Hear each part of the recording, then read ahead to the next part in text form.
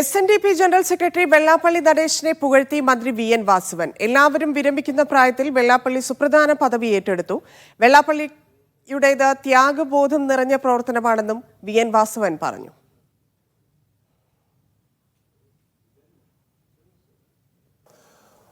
ഒന്ന്, അദ്ദേഹം ഈ ദൗത്യം ഏറ്റെടുക്കുന്ന കാലഘട്ടം നമ്മുടെ സംസ്ഥാനത്തും സമൂഹത്തിലും എല്ലാവരും 56 വയസ്സ് 58 വയസ്സ് എത്തുമ്പോൾ പെൻഷനൊക്കെ പറ്റി എനിക്ക് പ്രായമായി എന്ന രൂപത്തിൽ വീട്ടിലേക്കിരുന്ന് വിശ്രമ ജീവിതത്തിലേക്ക് പോകും.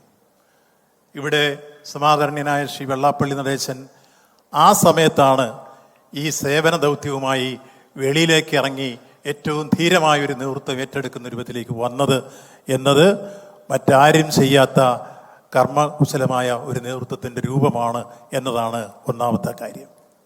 രണ്ടാമത്തെ കാര്യം, തുടർച്ചയായി 3 പതിറ്റാണ്ടോളം അത്തരമൊരു സംഘടനയുടെ അധിപനായി തലപ്പത്ത് ചോദ്യം ചെയ്യപ്പെടാത്ത ശക്തിയായി മുന്നോട്ട് പോകാൻ കഴിഞ്ഞ ഈ കേരളത്തിൽ ഏക വ്യക്തി ആരെന്ന് ചോദിച്ചാൽ അത് ശ്രീ വെള്ളാപ്പള്ളി നടേശനാണ് എന്ന് ആർക്കും തർക്കമില്ലാതെ ഉത്തരം പറയാൻ കഴിയും.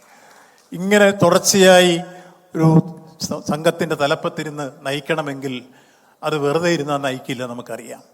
നിശ്ചയമായും ആ നയിക്കുന്ന സേഫ് സൈലാദ്യം ചേർന്നു. സേഫ്, വെള്ളാപ്പള്ളിയെ പുകഴ്ത്തുന്ന ദൗത്യം സർക്കാർ ഏറ്റെടുത്തിരിക്കുകയാണ്, പ്രത്യേകിച്ച് മന്ത്രിമാർ. ഇതിപ്പോ ഏത് സാഹചര്യത്തിലായിരുന്നു പുകഴ്ത്തൽ?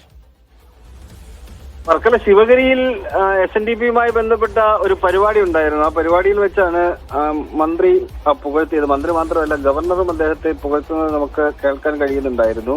എല്ലാവരും വിരമിക്കേണ്ട പ്രായത്തിൽ വെള്ളാപ്പള്ളി പ്രധാനപ്പെട്ട പദവി ഏറ്റെടുത്തു.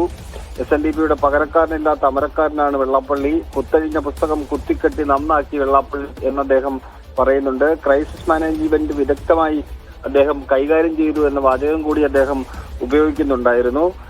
പിന്നീട് ഗവർണർ സംസാരിച്ചപ്പോഴും വെള്ളാപ്പള്ളിയെ പുകഴ്ത്തുന്നുണ്ടായിരുന്നു.